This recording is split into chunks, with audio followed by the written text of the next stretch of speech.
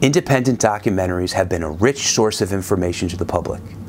In the next video series, let's take a look at the documentary Hot Coffee and how corporations are taking control of the judicial branch of government for financial gain at the expense of the weak.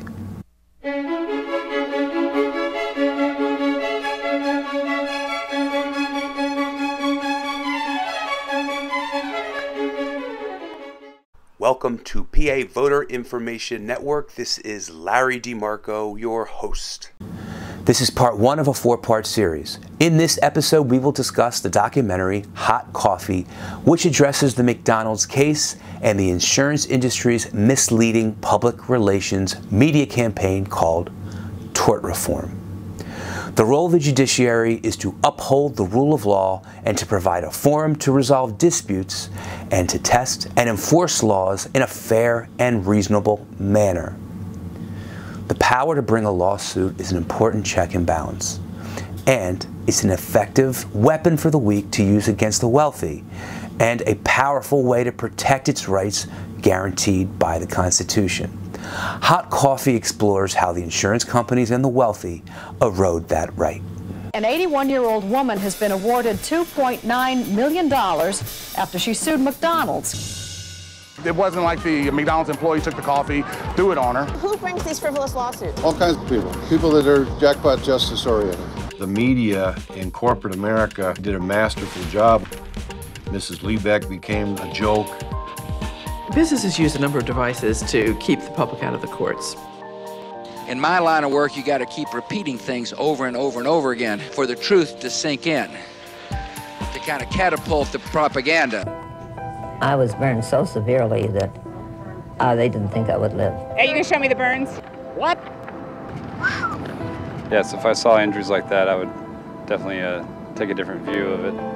Attorney and director of Hot Coffee, Susan Saladoff, discusses the McDonald's case and the factually misleading public relations campaign of tort reform put forth by the insurance industry.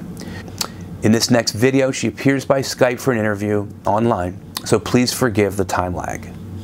So much money has been spent by large corporate interests through the media to convince the public that our court system is broken. Because if people think that the court system, our civil courts, are not working and that there are too many frivolous lawsuits, jackpot justice, lawsuit lottery, then people are willing to reform it, which has become this sort of term of art, reform, as if it's something good for us. When in fact, in this particular case, reform means we give up our rights as average citizens and corporations get to make more money. Because the only place that we have to hold wrongdoers accountable is in the civil courts.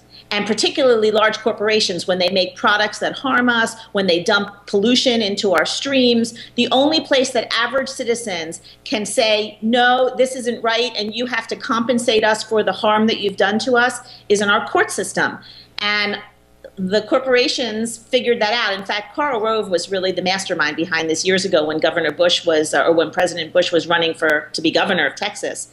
And he realized that he could galvanize money from all over the country into Texas if corporations can limit their liability in the court system.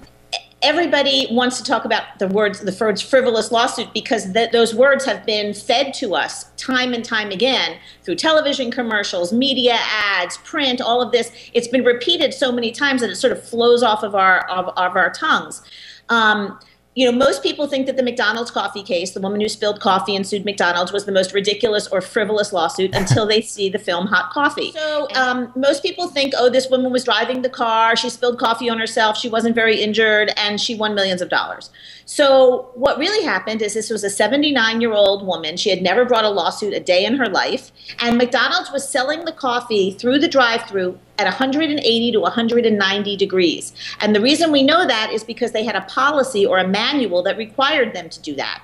And coffee at that temperature causes third-degree burns, which are the worst kinds of burns that you can have, within 3 to 7 seconds of contact.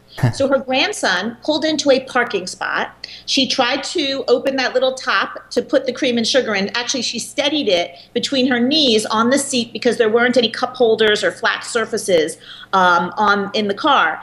And when she couldn't get that little top off, she opened it, and the coffee was so hot the cup literally collapsed, and the coffee pooled in her crotch because it was a bucket seat. And it caused her so severe burns that she had to have skin grafting, skin taken from her thighs and sewn inside of her. She was in the hospital for a week, and then she was incapacitated for almost 2 years. And all she asked for was the difference between what Medicare paid and what her medical bills were. And McDonald's, although they had paid out over 700 times for people who had been burned by their coffee, they offered her $800, and they never offered her another penny. And the jury was unanimous, and they awarded her 2 days of coffee sales for McDonald's, which turned out to be a large sum. It was $2.7 million at the time. And then the judge reduced the amount to $480,000, but she was subject to a gag order, and McDonald's wasn't, so she couldn't speak about what really happened. And the media and McDonald's and the tort reform groups, they all got hold of that case and just blasted it out as being one of these ridiculous cases. And then, of course, Seinfeld did an episode on it, and Letterman, and all that became the joke. She corrects the record regarding the personal injury civil justice system.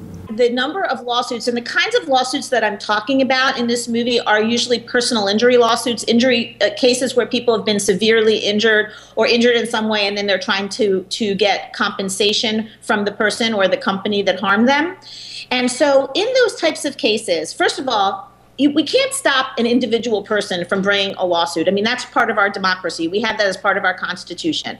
The question is that person going to find a lawyer? And is that person who brings a non-meritorious case going to get a verdict from a jury and then hold the verdict from a judge? And so, you know, anybody who's walking down the street and who trips over their own feet, they can wind up bringing a lawsuit and filing it. But it costs money to do that, first of all. And the lawyers who represent people who are injured, they only get paid if they win. So it's very unlikely that a lawyer is going to bring very many cases that are non-meritorious, because insurance companies aren't throwing money at non-meritorious cases, and juries aren't giving verdicts to non-meritorious cases. So, but even if a person were to bring a case like this, and even if a lawyer were to represent that person, does the system have checks and balances in it that will prevent a person from getting a verdict in a so-called frivolous lawsuit? And the answer is absolutely yes.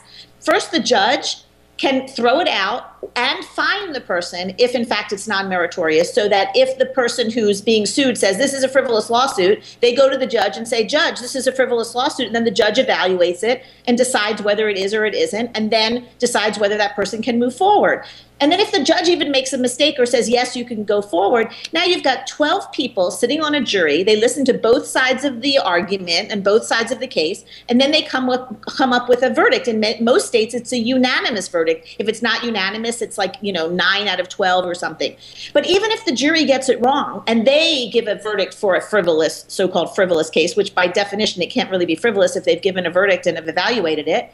But then, let's say that they do, then the judge can reduce it, like that happened in the McDonald's case. And then even if it gets past the judge, now there are 2 appeals, one after the other. And so the chances of there being a verdict or a large amount of money that someone gets for a non-meritorious case is very unlikely. And in fact, these types of cases, the number of cases that have been brought, in the last 10 years, they've declined by 25%. Go to court and to sue, you have to go through a lot of trouble to do it. It affects your life. You're going to be attacked in all kinds of ways. Going to court to gain justice is heroic. There was a gag order issued against the burn victim, but the insurance industry published a distortion of facts across the United States. As a result of the misleading public relations media campaign blitz, laws were passed, further eroding victims' rights across the nation, the subject of our next episode. This has been part 1 of a 4-part series. If you like this episode, please subscribe to PA Voter Information Network, forward this link to people on your contact list and social media friends, click the like button, and leave a comment below so we can exchange more information about the episode. Signing off, tune in next time. Bye for now.